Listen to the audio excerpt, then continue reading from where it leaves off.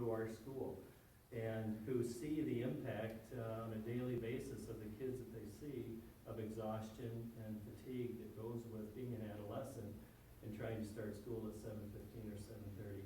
For me, that's what I grabbed onto. I didn't make big academic promises or that everybody's life would be filled with bliss and harmony if we changed school start times. But the pediatricians really have been talking about this for a long time. I think the medical research is very well grounded in solid decades worth of observations. So I won't read these again. I think you have this availability of this document if you would like to read a little bit more.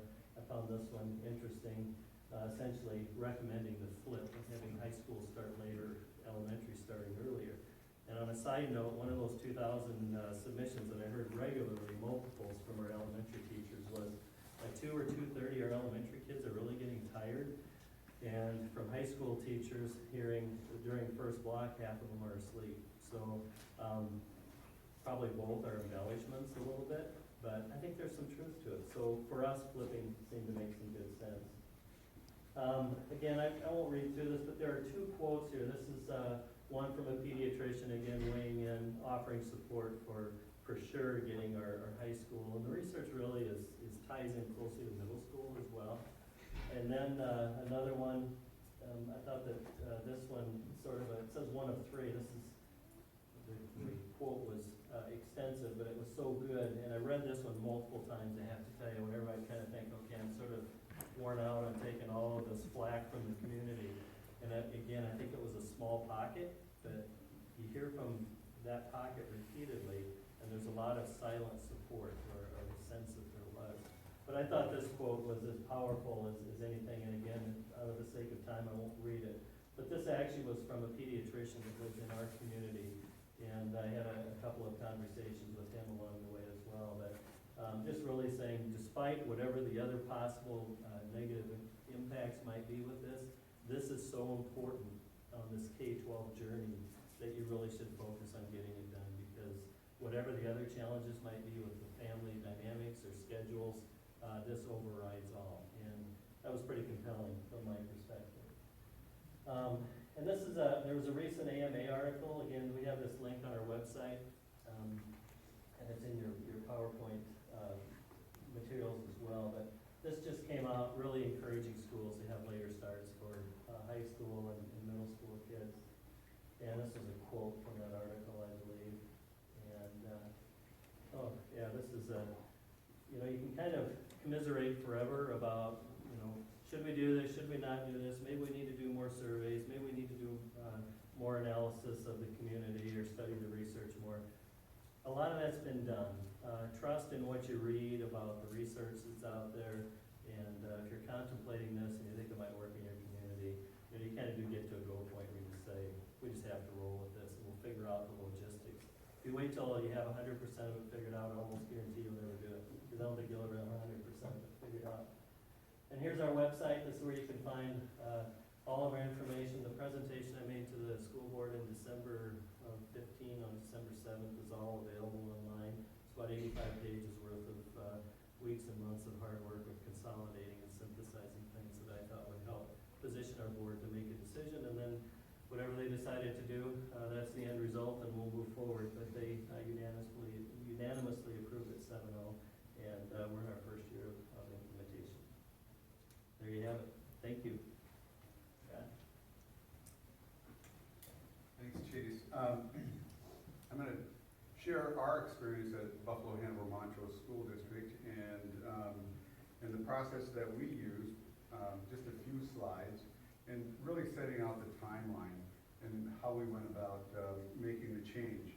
It began in 2013-14 school year at a MASA conference that Dr. Kyla Wallstrom presented at. I believe Dr. Conrad Iver was there also. And they presented at a breakout session just like this.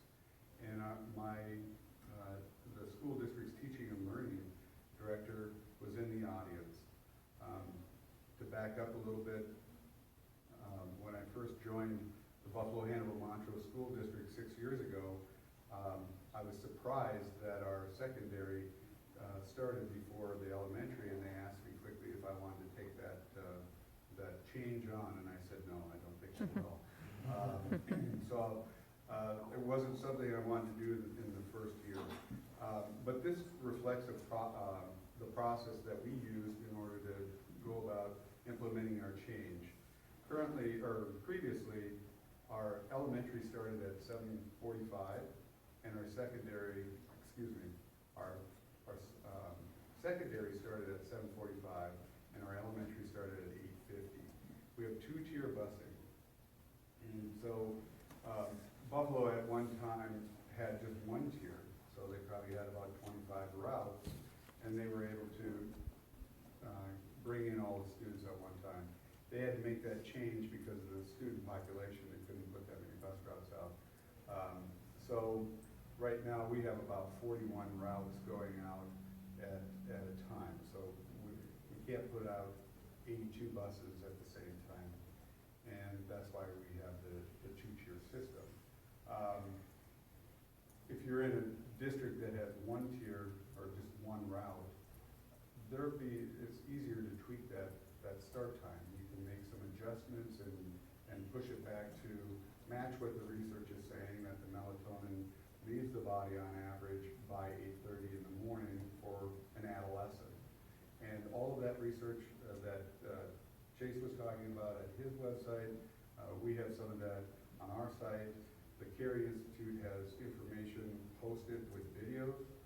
Dr. Dragseth is in one of those videos, Dr. Wallstrom, Dr. Iver, and they give you more explicit information. From that presentation by Dr. Wallstrom, we brought it back to our administrative team. And we have about 25 administrators, and we wanted to get feedback from the administrative team. They obviously understood the research and said we should move forward. So we created an administrative subcommittee that formed to examine and research additional information. From that point, we brought information to the school board, and we created a task force. And the task force had teacher representation on it, and you can see that in your slides, parent representation, school board representation, and administrators were all part of that process. And we actually had students represented in it also. And then whatever the findings from the task force was going to determine what the school district was going to do. The task force came back and recommended to the school board that we needed to change the school start times. And they wanted, the recommendation was to reconvene the subcommittee so that we could get all of the logistics that were going to be involved. So you had custodial staff that started early at the secondary level. Now they were going to start late. And what did that mean for their positions? Were we going to open it up so that they could transfer to different buildings? Food service was going to be impacted that way. Paraprofessionals were going to be impacted. So all of that we wanted to consider that. We had to talk to our bus company and determine whether or not that was going to work also. So after the recommendation, the board accepted the recommendation, and the administrative subcommittee was reconvened. We could have really pushed forward in the spring of 2015, in the 14-15 school year, but we decided not to rush it and implement it for the next fall. We determined that we really needed all of our staff on board with this, so we invited Dr. Wallstrom and Dr. Iver to present to all of our staff at the Welcome Back. So we had 750 staff members there. We really pushed that. Our bus drivers were there, our food service, our custodial, and all the support staff, paraprofessionals, to make sure they heard the information, because we know they were the ones that were going to be talked to in the grocery store, or at the gas station, or just sitting at a sporting event. So we wanted to make sure that they heard that message directly from the researchers and what it means to students. So that was our process. And then we went out and kind of ran it like a bond campaign that some of us are familiar with, or an operating referendum. We went out to each building and ensured that people knew what we were asking, what we were presenting, if they had questions. And we did hear from people saying, you know, this is going to impact me personally, and I'm not really excited about it, staff members saying that, but they said, we know this is best for our students, and we support the change. So that was a really big deal for us. We had parent informational meetings. It wasn't about, we had questions, are we going to be able to vote on this? I told them straight up, it wasn't going out to the community for a vote. These were informational meetings to let them know what the research says, what has been recommended, and what the board is faced with in approving a start time. So from there, the board actually took a vote in November. They approved it at the end of the month. That gave our community almost a year to plan for the change that was going to take place in their daycare settings for elementaries and secondary, and how that would impact them. In March of that year, we sent out all of the pickup and drop-off times on a postcard so parents could see it. We loaded into our student information center system, the parent portal, and then in August we sent that information out one more time. Information that we provided to our community, we were making sure we used our community news, or school newsletter. We had information back from a survey that said that over 93% of our community said that they indicated that they received and knew what the insider was, or the district's newsletter. And 90% of those 93% said that they read it. So we knew we had a good tool to make sure we got the information out. So we were putting that information out in the 14-15 school year, and you can see that. Insider is our district newsletter. We posted all the information to the front page of the teaching and learning website with links to other research. And then we followed up with that again in the 15-16 school year, hitting them in September and January and May, just making sure they really knew about the change. And from what we heard is, one of our principals at the elementary level said that he's not getting the numbers waiting to get into the building in the morning have dropped significantly. So that's a good thing. There is more drop-off traffic. They're seeing that as parents are choosing to just drop off their children instead of picking up on the bus. One principal heard that the fifth graders like being home earlier in the day. We are hearing that there's longer, kids are going to, some are in daycare longer. So they might not have been there in the morning, but most or a lot of them are coming in the afternoon. About 70 to 75 students per building that have our after-school program. But we did hear from, and again, this is 3 weeks into it, a month into it, we did hear that we're not getting as many parent pickups on a Friday afternoon because we didn't release until 3:30. Now we release at 2:25. They're not coming to get their kids out early and take off for the long weekend and those types of things. Middle school, just some anecdotal stuff. The truancy kids, they seem to be pleased as the principals have been working with them. The start time, they get up on their own and they get out there. The middle school principals were saying they liked it because they didn't have supervision from 2:30 to 4:30 when that game came out, or started, the after-school activity. So that was a positive. Our alternative learning program students liked the later start time, as well as I heard from teachers saying it was amazing to see kids engaged in the first period. They just didn't think that would have a big impact, and they were engaged right from the moment they walked through the doors.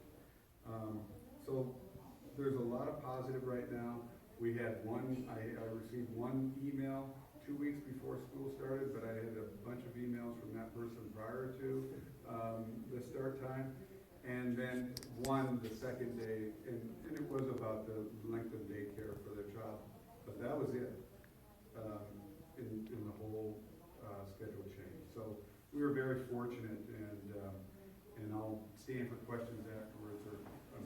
What Yeah. grade level is your middle school? Our middle school is 6, 8. Yep, 6, 8 for our middle school, 9, 12 high school, K-5 elementary. And with this, I'll turn it over to Keith. Well, I have experience in two ways with trying to change high school start time.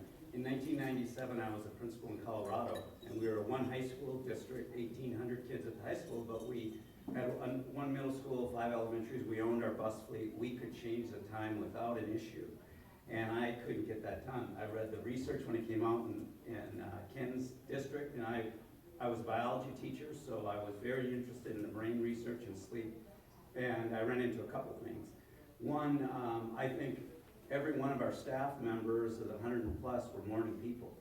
And they absolutely, that was my biggest hurdle to start with, is the staff didn't want to look at that. Because they wanted to be at school at 5:30 and be home at 2 o'clock.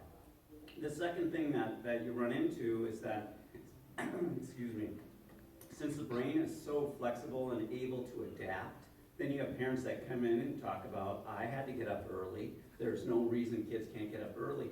And because kids can do it, and they function, it doesn't mean they're functioning well. It's a bit like trying to teach kids to read with one eye closed.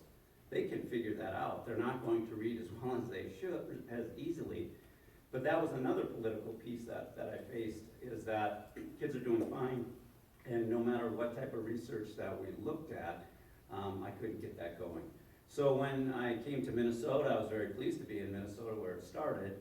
And then in the South Washington County School, the change had happened before I got there, so I can't take credit for the work, but I'm very proud that we are following the research. Right now, we have, one of the issues with a full start time that would probably match all kids is that we have a 4-tier bus system. We have a bus area that is completely packed. We can't even park one more bus there, so now we've been contracting for all of our routes after the 100 and some buses that we have. And so we had a difficult time with the start times. Our high schools start at 8:35 and go to the 3:05. That's where we wanted to go with this. But we have our middle schools. One of the issues we had when we looked at the start time was the early elementary start, the concern about that. And we ended up, in order to make this work, and I'll explain, we had a lot of changes that took place this year. We went to a middle school start of 7:55, which is late, earlier than we'd like. And then we have a 7:55 elementary start, an 8:40 start, and a 9:20 start.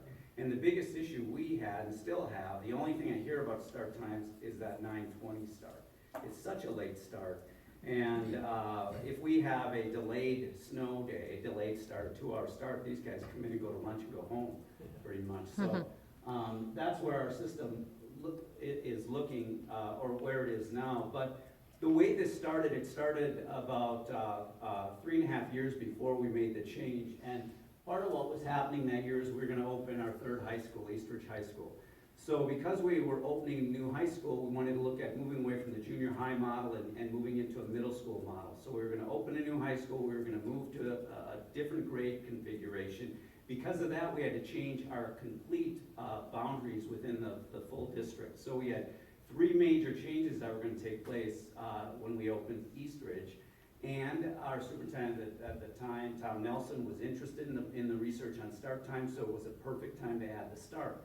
If you follow change research, they talk about don't do little changes, do a major change. And so that helped a great deal with the shifting.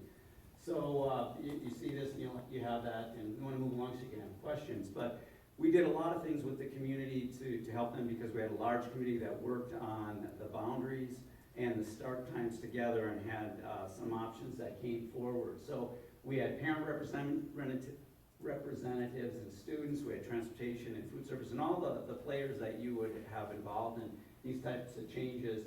For 6 months, they worked on options. They originally developed 17 different options that met our needs, with different start times in the middle of that, but remember, we were looking at the boundaries too. We did do a community survey, which we've done in a lot of large changes. We just went through elementary boundary change last year, and we're gonna do the other half of the district this year. But it was more to just gauge the options that we're having versus do you support the change or not, because as was mentioned, you get half of the people that do, and for a variety of reasons, you can never tell exactly what they're thinking. So the option that we moved to was preferred by almost 2,000 of the residents and about 740 of our staff. So what we were looking at is we wanted to optimize learning, and the other thing to think about with the research, and you should really follow up as an adult, that they're looking at sleep as shortening your lifespan if you don't get enough sleep, even as an adult. We don't run out of that need for sleep. And in America, with our pace, and as we look at the lives of administrators, I think we're sleep deprived constantly. And I used to be 6 feet tall and fairly good looking, and people like me. But that sleep is, I think, a major problem. And one of it is it triggers that stress, reaction in your body. Cortisol is one of the compounds that's released, and cortisol shuts your frontal lobe off from functioning. So when we're looking at learning, if your frontal lobe's not engaged, that's a major issue. So we wanted to look at opportunities for kids to take classes at other schools. We're still trying to work that out to run shuttles between our 3 high schools. So if you can't pick up a class in one, you could go to another, but we haven't been able to move that very cleanly. We do that. The issue we had with the middle schools is they were getting out too early. So our community ed, as Chace mentioned, got involved. We created a lot of different opportunities for our middle school kids after school, so they weren't just going home at 2:30 and having all this time on their hands. And then we had to work with the family schedules, because that changed as well. So we moved into this in 2009 when Eastridge, and you can see the community meetings. I think it's very similar to what happens in any major change. So I don't think there was a secret to what we did, except I'm very proud of the folks that were there before me on the number of issues they tackled as they moved into opening the 3rd high school in the district. And then we had workshops. Kyla then Wallstrom was involved in our district, and she has continued to follow up and study our district. So she came to the board last year and talked about the data, and I'm kind of out of sequence here, but again, the middle school is an issue for people. The daycare issue was an issue for our parents, which we were able to work out. And then athletes leaving early. And that's a frustration for me, because I'm not sure who decided that a 4 o'clock start time is magic. It's hard for parents to get to a 4 o'clock start time, but we've been able to work that out. Our league has been very accommodating, and that hasn't been an issue, other than golf, which those kids are gone most of the day anyways. And then what we've seen, well, I'll show you a little bit as the study. We did see that once we got into the study, that we had increased attendance and a decrease in tardies. Our data is a little hard to follow now, because when we implemented the change, we were on a block schedule. Because of budget cuts, we went away from that. Now we're on a 6-period day. But the principals who were here before the change and after, and the new principals that have come into the district, they talk about just the calmness of the start of the day. Instead of the kids running in, as was mentioned, with coffee cups and just throwing everything and being harried and tired in that first hour class, it's a much calmer start. They do come in and meet with teachers. We did go to a 0 hour, so we're undoing some of the work, unfortunately, because of that 6-period day, which is, to me, a terrible schedule for electives, but it's a financial decision we made. But we don't do a lot of the 0 hour. We've done a lot more with blended classes after school. We did see increases in our MCA scores 3 years after. Kyla followed us for the 3 years after, and GPA performance. And so I'll stop there so we can get into questions.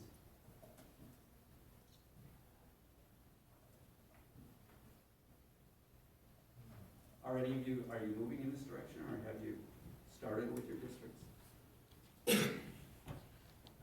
We moved about 4 years ago to a later start time for our middle school. And the reason I asked the question about the grade span of the middle school, next year we are moving to a 5-8 middle school, because we're building a new building for 5th and 6th graders. We are going go with a later start time for the 5 through 8. And I don't see anywhere that there's any research about the later start time for students that young.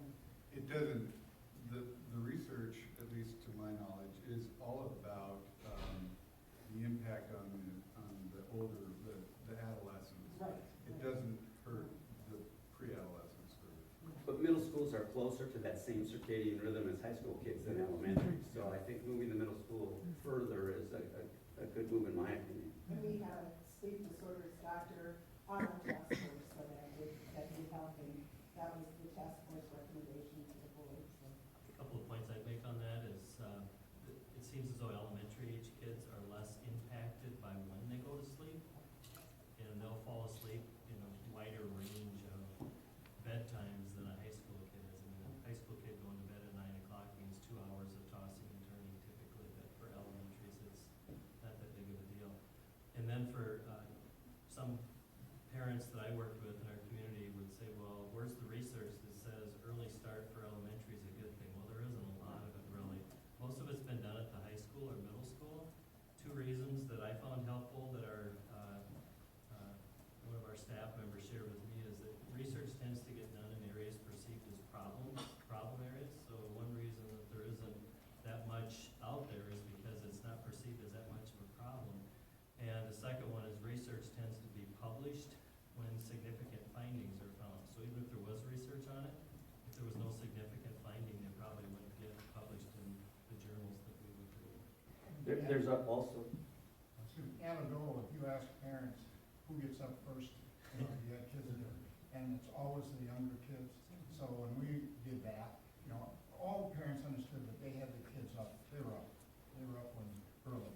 And having them sit around for an hour and a half at home, in most cases, they'd rather have them go to school. They're ready to go. And they are tired, I think you mentioned earlier, they get tired in the afternoon, and they come home, they're tired. So that was kind of one of those, parents go, yeah, I understand, without the there's also a circadian rhythm during the day. And younger kids, and actually adults mimic more of that, they get up and they come through, and you have a down period sometime in your day, there's more in the afternoon, then they come up and drop off to sleep. High school kids come, that downtime's around lunch or so. Oh, I'm sorry, it's the opposite. It's a little past lunch, but then they pick back up, and then their sleep comes way later with all the research there. So there is research, I think, on circadian rhythms during the day that would be supportive of kids starting early at the elementary. I have a question. I run a really small school. They can't have a different schedule for elementary school and high school because we're also running a resident program and 24/7 year-round. So I was curious to know, how would you balance the high school needs versus the elementary school needs? Do you have any suggestions, like something that we arrive in the middle, or how can it be something that we can do?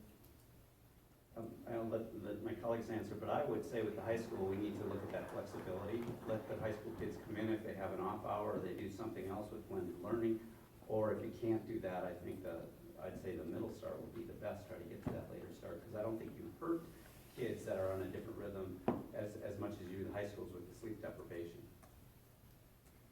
Are your students residents, or do you have busing? Do the students bus in? Both. We have commuters. 60% of our students are residential students, and the other 40% do live locally in the area. I think you are in a great situation because you have one kind of start time, might be staggered a little bit with elementary starting so that the buses can drop off and then get to another part of the building, or maybe it's all in one building, but I think you have a lot of flexibility that you can tweak it a little bit or move it just a little bit and get your students to an 8:30 secondary start time, where the research is showing that the melatonin is flushed out of the body for those adolescents, and give them an opportunity without having to change dramatically. Thank you. I have two questions. First of all, any impact on PSEO, on students collaborating with PSEO, or students going to work? And then the second question is, how would you advise, we have a group of students students starting a little later, the high school students, who have responsibilities for our elementary school brothers and sisters, and middle school brothers and sisters? How do you bridge that gap? I'll jump out a little bit. That is a question that we were asked, and we felt that giving them the information and rationale of how it's going to benefit their children academically, socially, and mentally, that it outweighed the inconvenience or the upheaval that it's going to have for a few families. We found that parents did make adjustments. Our after-school care program increased, and we're working through some of that right now with our seniors, because our high school kids were the ones that provided some of the after-school programs for the 6 elementaries that we had in our district. And so we're working through that. We do have the last 25 minutes of the day is, call it bison time, because we're the Buffalo Bison, it's redundant.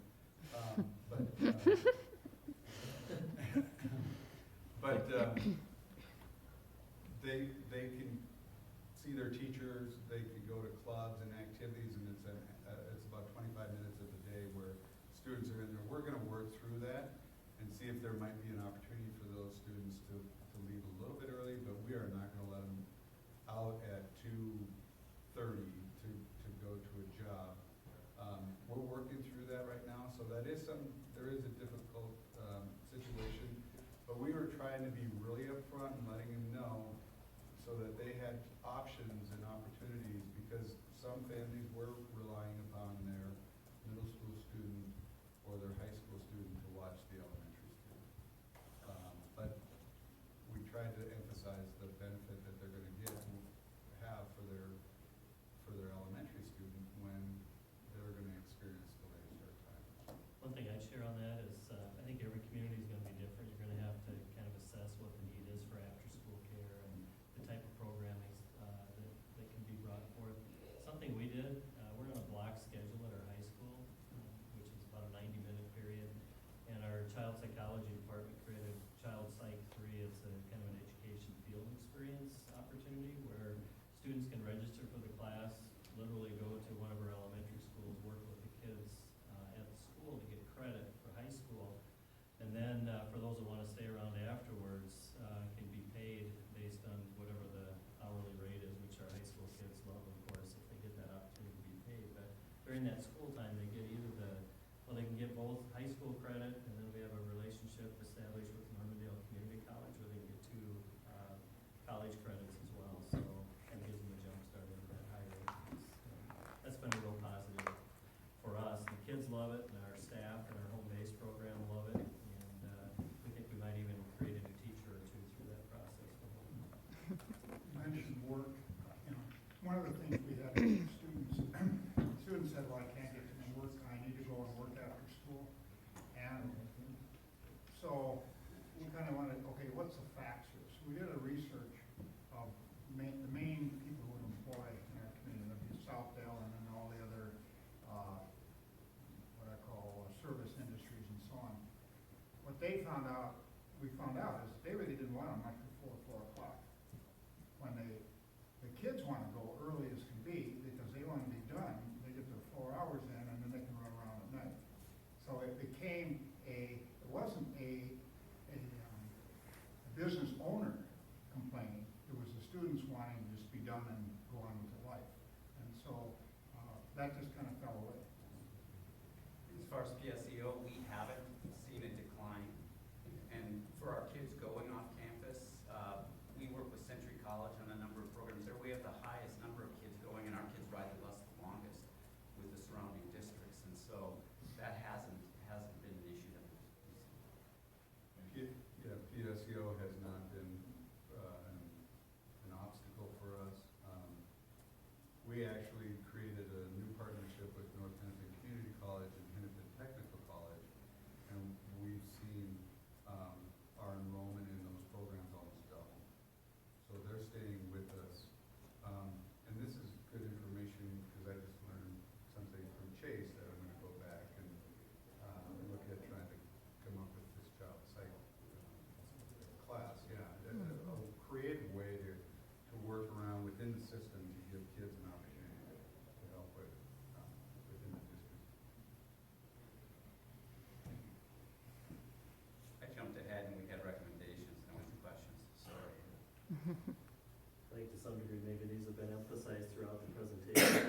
questions, I'd be happy to take those at this time. Or while you're thinking, I'll just share a few of the things that we put together for recommendations. Know your board and know where they're at. Make sure they're well informed.